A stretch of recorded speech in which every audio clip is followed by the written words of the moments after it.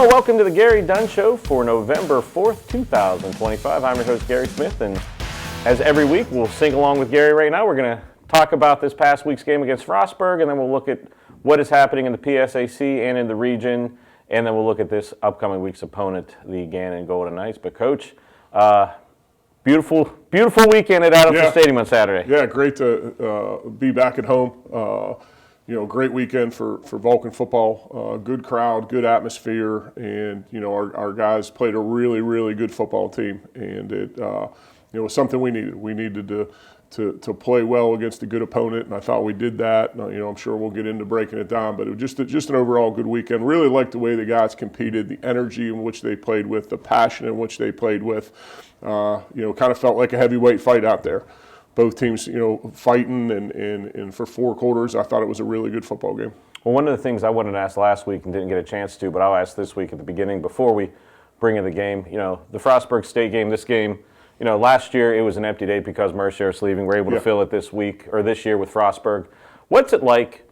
You go through 5 or 6 week divisional games, and then you get a team from it's a regional game, but it's out of your conference. Does that serve as like a mental reset, or is it nice to see someone you don't always see, or doesn't matter, it's just 11 guys on the other side? Great question. It was really weird, because the PSAC, since I've been here, they schedule you 10 games in a row. And, you always got to find one non-conference game at the beginning of the year.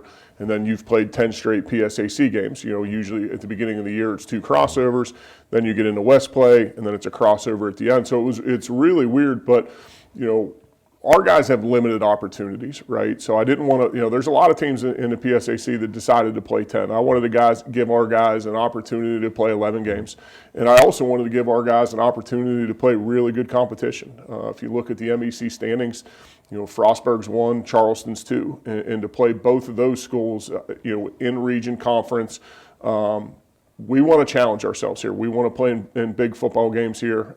We want to play a schedule that's extremely tough. You go back to, I think it was 2022. The NCAA said our strength of schedule wasn't great, and there was nothing we could do about that. So we took the approach that we're going to try and find quality in region games, and we were able to work out a deal with Charleston and FROSTBURG, 2 really good football teams, 2 really good football programs that are going to be good every year. And we want to challenge ourselves. And I think as the week went on leading into the game, I think people started realizing that, this is going to be a big game regionally. And also, if you would throw the records out, it's just a big game regionally in terms of geography because, even though we haven't played FROSTBURG since 1983, they're only a few years removed from moving up to D2. They're just over the mountains. I mean, they're literally in the backyard about 90 miles away. So as the game ramped up to kickoff, I mean, it really started getting that feel like a rivalry game and a big game in the latter part of the season. Yeah, I give their coaching staff a ton of credit. They've done a tremendous job down there, and I think it's probably been 10 years since they transitioned and got into the MEC, and man, they're doing a really good job recruiting good players.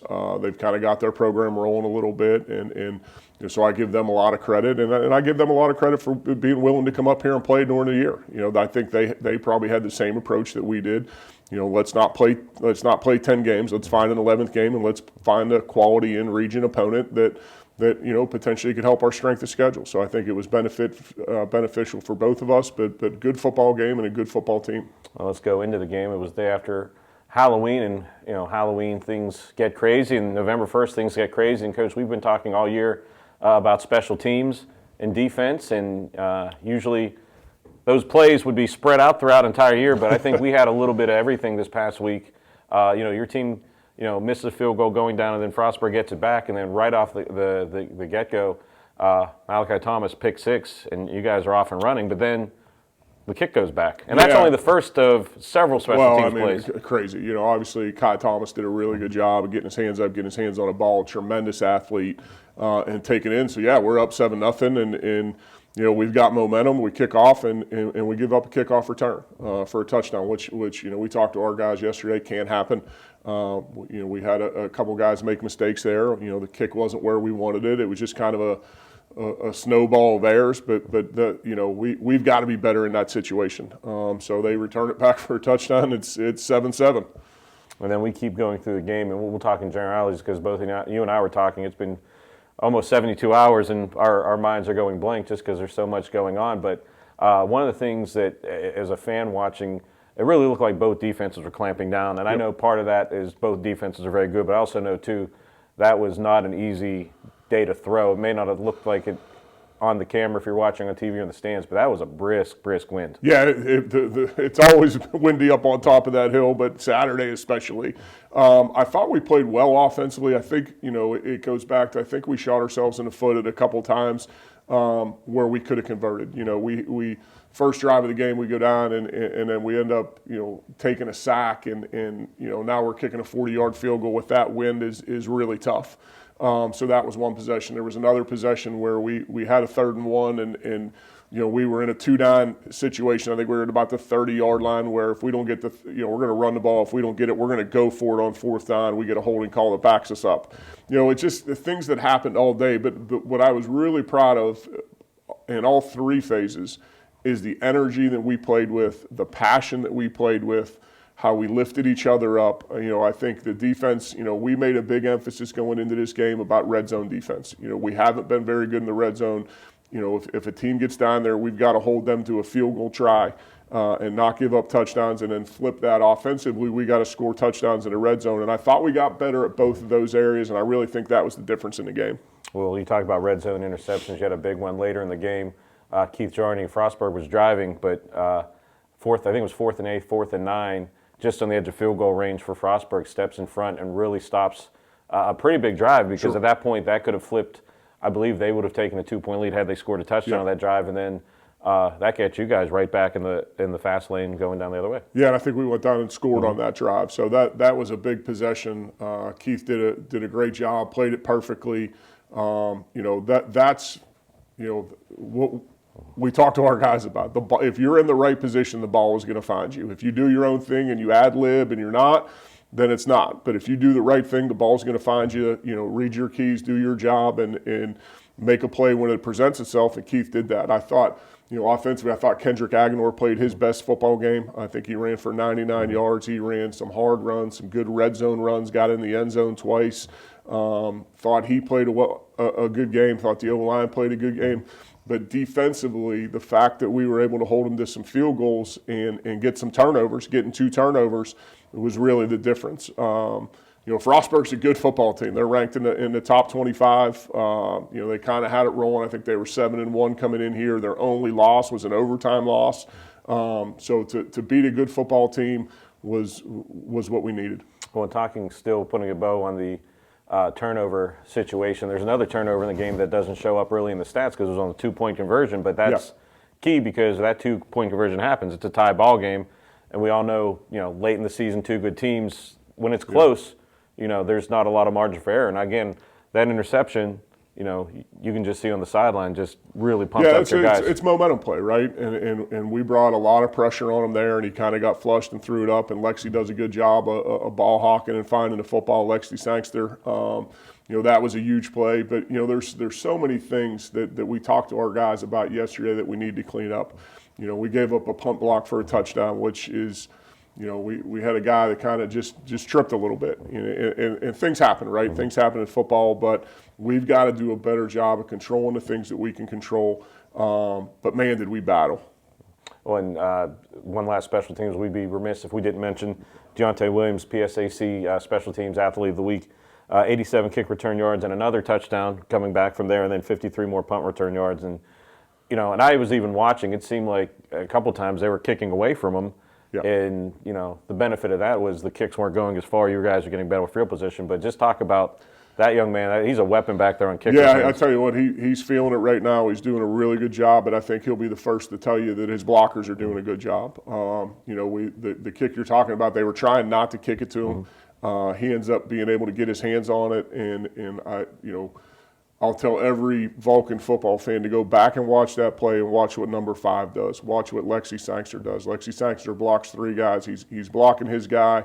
When Deontay passes him, he drops him, and he goes and gets another guy. When He's done with him. He goes and blocks the kicker to spring the touchdown. So those two guys were our special teams players of the week. One for obviously the touchdown and Tay having a good day returning too. Actually had a punt return that was called back for a touchdown, had a big punt return. But Lexi also stopped the fake punt that they ran on 4th and 3. They tried faking a punt at about midfield, and Lexi tackled that. So two of our starters contributing huge on special teams, but we've got to be better. We can't give up a kickoff return for a touchdown. We can't give up a block punt for a touchdown. Those are 14 points. If you take that off the board, our defense played really well. It was a great afternoon for Vulcan football, and me personally, I have a couple friends that live in Frostburg, so you and your team glad we could give you bragging rights, because they were chirping a little bit last week, but the phone's been kind of silent the last couple of days, so I appreciate that. But let's take a look at the highlights, and as Coach said, let's look at the punt or the kick return. Let's look at the blocking, and then when we come back, we'll talk about this upcoming week's opponent, the Gannon Golden Knights. You're watching the Gary Dunn Show right here on CUTV.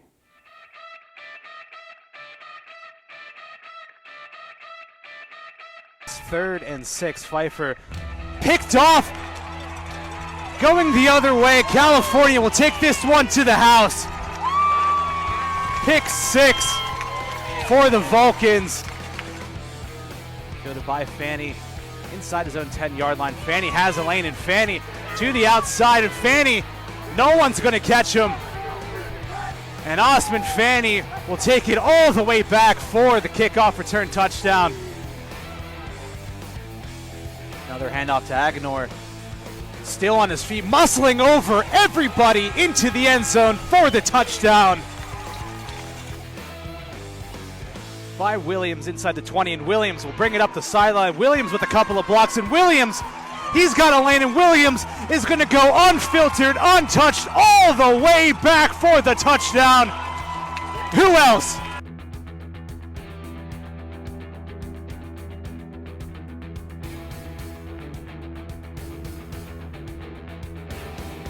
Cook's field goal. He drills it, 21-13 now the score, one possession game. That punt gets blocked, and this one's going to get returned for a touchdown.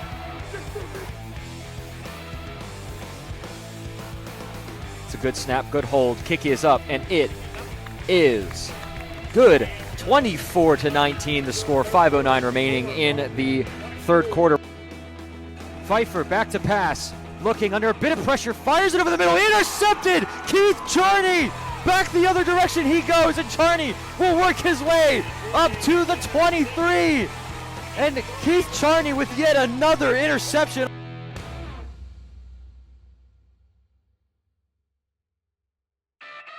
Quick hurry up here, and Agnor able to bounce it back for the touchdown. Kendrick Agnor, and the Vulcans jump ahead 2 scores.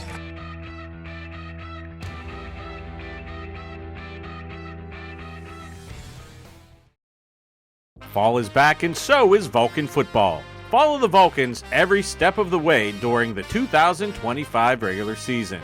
The season kicks off with a Thursday night clash versus Charleston. Then home September 13th versus Westchester. Home September 26th versus Lock Haven. September 27th at Slippery Rock. October 4th at home versus Seton Hill. October 11th at Edinburgh. Homecoming October 18th versus Clarion. At IUP October 25th. Home versus Frostburg State on November 1st. At Gannon November 8th. And the season finale at Shippensburg November 15th. Follow Cal Vulcans and CUTV for live links, highlights, and much more. Hi, I'm Gene Sterator, CBS Rules Analyst and longtime sports official. Today, mistreatment of officials has become normalized, and we are facing an abnormal future where no officials to hire means no games on the schedule. And the positive effects of athletic competition are at critical risk for this generation and those to come. Videos showing abusive treatment of officials multiply on social media. And there have been consequences for the dreadful behavior of players, fans, and coaches. Your response in the heat of the moment is the only thing you totally control. Move that desire to lash out to a different place and encourage with outrage. Just cheer for your child or the team you're there to support.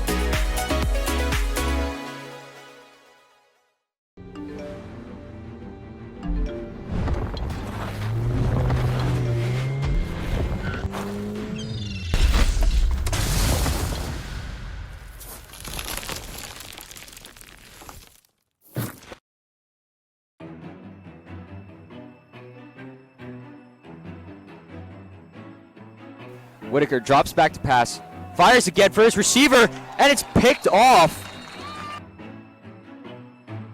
Hurry up here, handoff to Boyd again. Boyd punching it in for the touchdown. Bobby Boyd. High snap, lost the football. Live ball recovered by number 31, Charney. Keith Charney. And Black takes the snap, looks, fires for Amari Hopkins, back shoulder, and it's caught for the touchdown.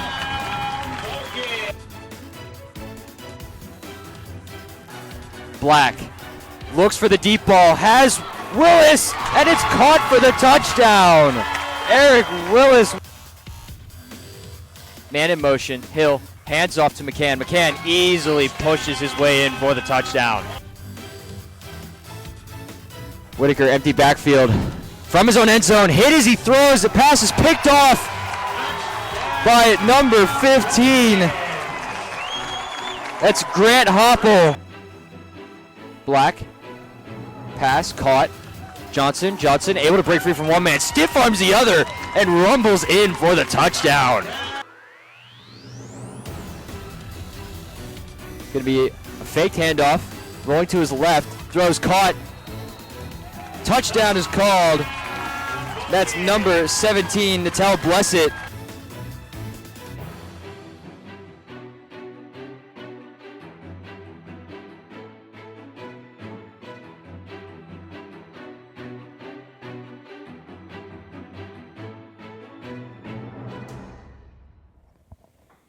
And welcome back to the Gary Dunn Show. You just saw highlights from this past week at FROSTBURG State, and then right before you saw my beautiful face, you saw highlights from last year's game against Gannon.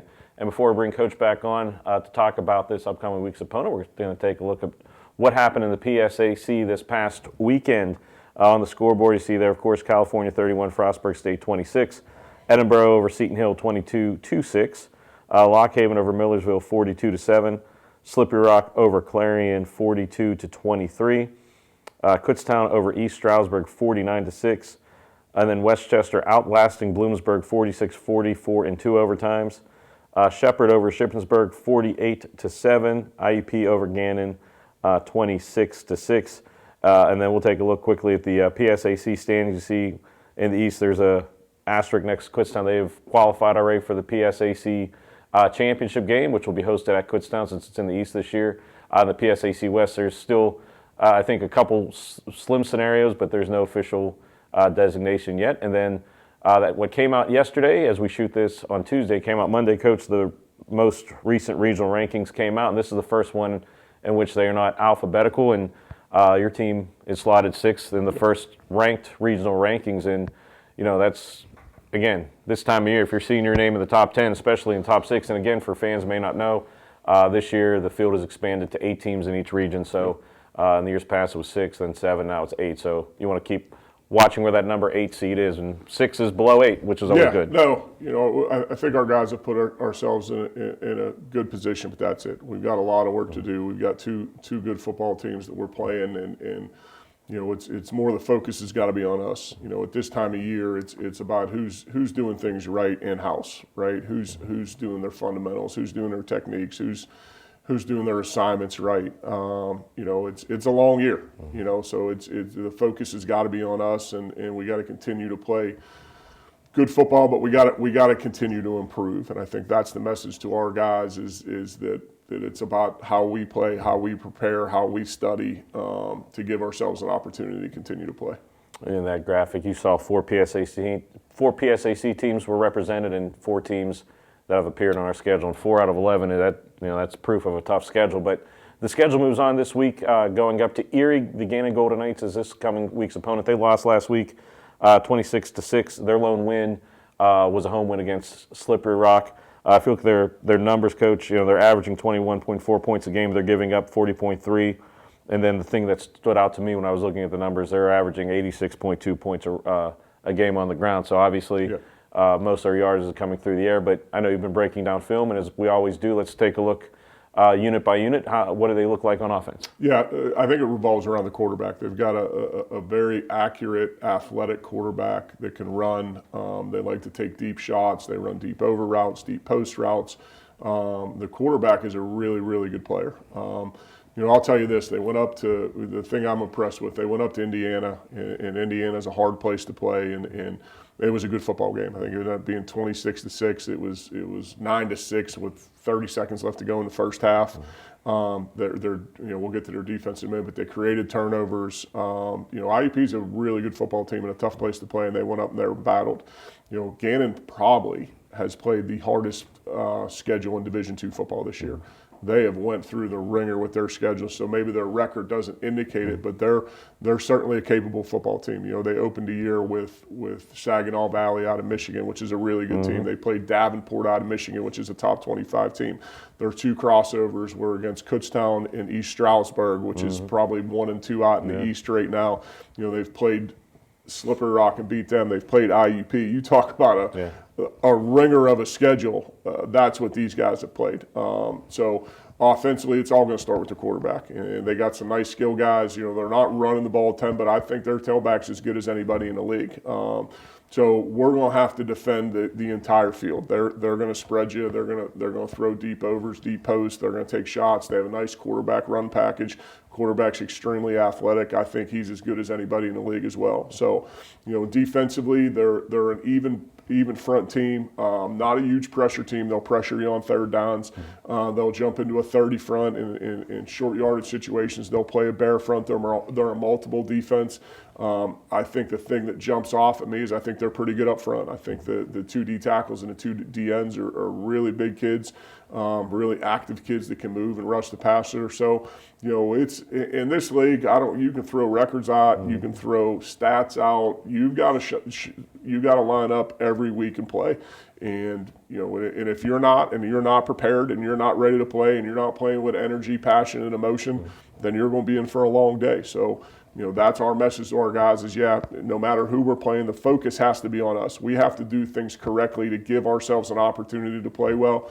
But Gannon is certainly a capable football team. And this is another series that, the last couple of years, there have been a couple of games we've won pretty handily, and none of those games were, easy affairs, hard-hitting affairs, a nice rivalry. And again, this is a team, I'm not sure of the schedule, but I think how it should break out, this should be Gannon's last home game since I think most of the games are in the East the last week. So you got a team, looking to play spoiler on their senior day. Absolutely. And honestly, their field's probably one of the most unique home field advantages you have if you haven't been up there.